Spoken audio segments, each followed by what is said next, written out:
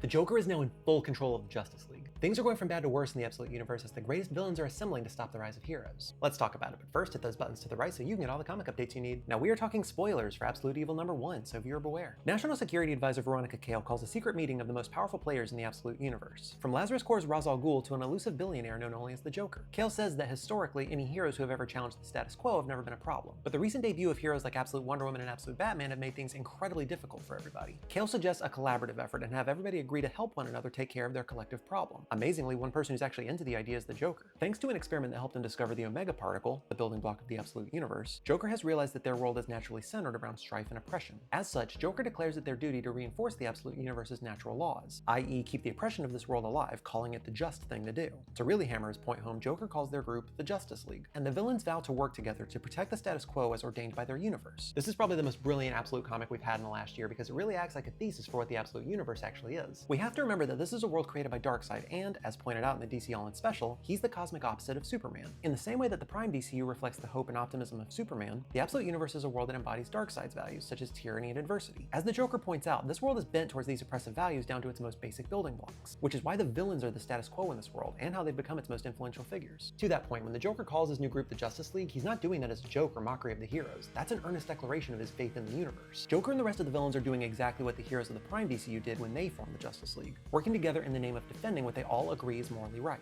This is such a great subversion of the Justice League, and what should be a pivotal, hopeful moment for the world becomes a horrifying one, because the only thing worse than a villain is a villain who is certain that what they're doing is actually just. Let me know in the comments what you think of this new Justice League, and don't forget to follow.